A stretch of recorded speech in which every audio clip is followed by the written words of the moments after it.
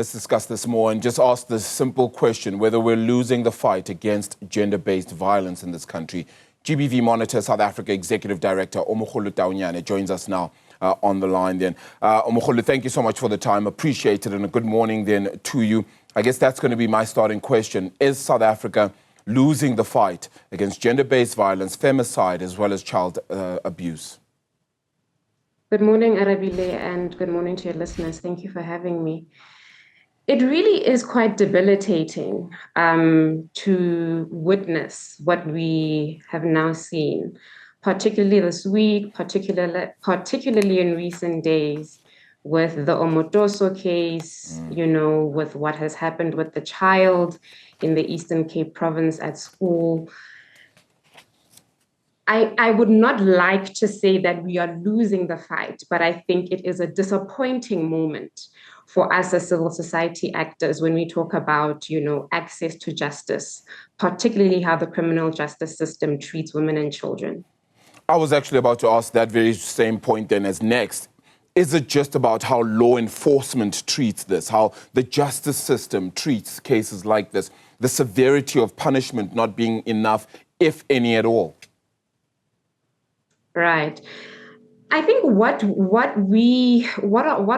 main concerns would be for us at the moment is that we know that women are coming forward to report these incidents. The recent crime statistics report has shown us that over 11,000 rapes were reported across the country, and that was for the period between October and December 2024. So victims and survivors are coming forward. They are making use of the police stations where we see that justice is not being realized or expectations are not being met is with the National Prosecuting Authority. So we are seeing now with the Omodosa case what has happened. Over 32 charges were brought forward and not a single charge of those, the prosecutors were not able to do that. So that is a failure on the part of the performance of the prosecutors, and we need to have a serious discussion about that. I think that is where our main concern stems from. Yeah, and then one begins to ask then whether, and when you take a look at the Omodosa trial, for example, in itself, then we lost out a huge amount perhaps of justice, of a sense of understanding of what had truly happened, purely because then of perhaps the prosecutors themselves not being able to dissect and cross-examine efficiently and effectively. Does it also then come down to the kind of prosecutors we have, their experience, their learnedness in these subjects and this topic? One of the statements that the judge made in her ruling was that the prosecuting team put no thought in trying to prove without reasonable doubt that Omodosa and his co-accused would be guilty of all the charges that were brought forward. I mean, those charges included human trafficking, they included rape, they included racketeering. Those are very serious charges. And the state was not able to prove a single one of them. So it really is an example of how the criminal justice system, in this particular case, the NPA, has simply let down victims of gender-based violence. It's such a debilitating and a sad thing to witness, but this is just how women interact and interface with the criminal justice system on a daily basis. How much does politics play into this? And I say that only because perhaps the support from some of the women's leagues, even just government itself, putting in the right measures and really making a lot more noise about this as well, being something that needs to be dealt with, perhaps isn't loud enough. Arabile, I appreciate that comment, but I do think we need more than just more noise from our politicians or people who are in high places, because everything is political, right? But the only thing that has come out is a statement, from the Justice Ministry, and a statement from the NPA head as well, Shamila Batoy, to say that there will be a review into this particular outcome. But that is simply not good enough, because the only thing that is now happening is that Omodosa will be deported back to Nigeria. But I think we need to start having a very serious conversation about accountability in this country, particularly where the NPA is concerned. We do know that in terms of rapes, we have a less than 8% conviction rate. So when the minister comes forward and says we have 11,000 rapes that have been recorded this particular quarter, we must understand that less than 1,000 of those cases are going to have an outcome that is positive and in the favor of victims and survivors. There is a serious issue and a serious travesty in terms of the failure of the NPA to actually convict rapists in this country. How do we hold them to account a little bit more then? Because fine, we get this review that's going to take place, but ultimately doesn't change what has now already happened in that Omodosa case. And we're going to sit there asking ourselves a whole lot more questions, despite the situation, perhaps to some and to many, perhaps being as clear as daylight. That is absolutely correct, Arabile.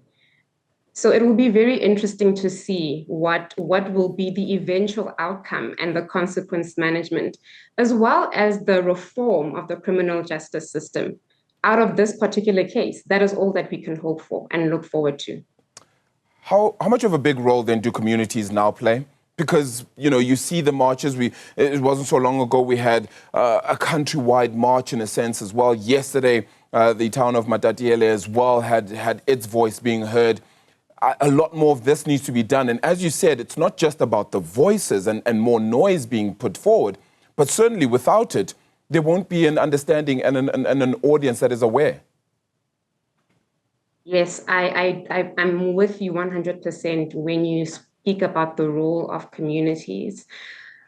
You know, seeing thousands of students and, you know, community members joining in those protests across the country, that was an important statement for communities to make. There is an awareness and there is an agreement that we are demanding more and we are deserving of more in terms of, you know, what happens in incidents of rape.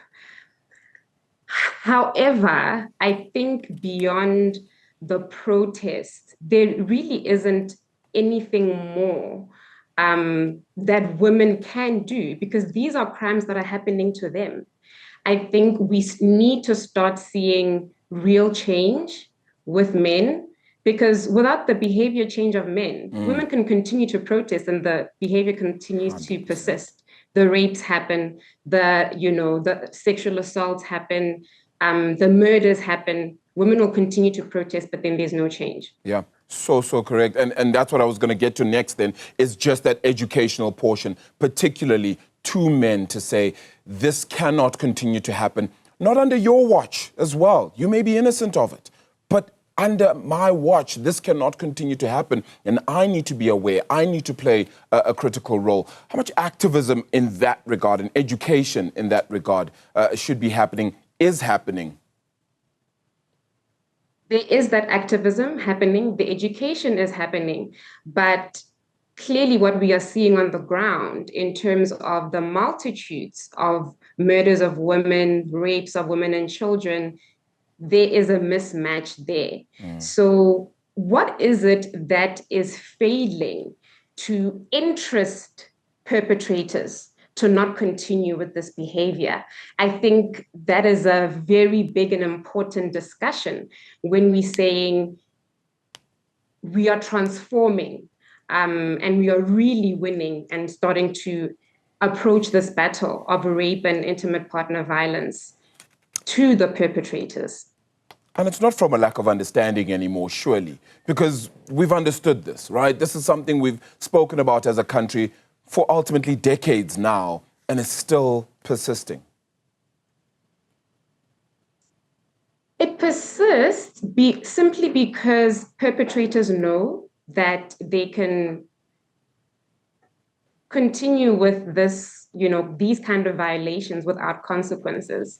And I think maybe this is also what this incident with, you know, the outcome with the Omodosa case, just to go back to that, as well as what is now happening in Matatiele.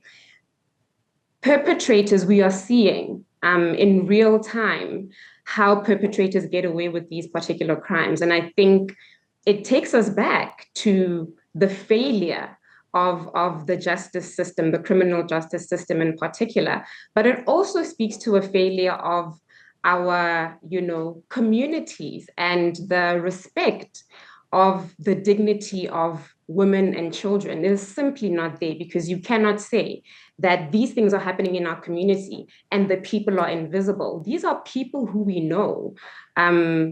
Perpetrators of rapes are known to victims. It is already contained in the statistics. So we need to start having very serious conversations amongst ourselves, in our homes, in social spaces. That is where the change is most likely to be most effective.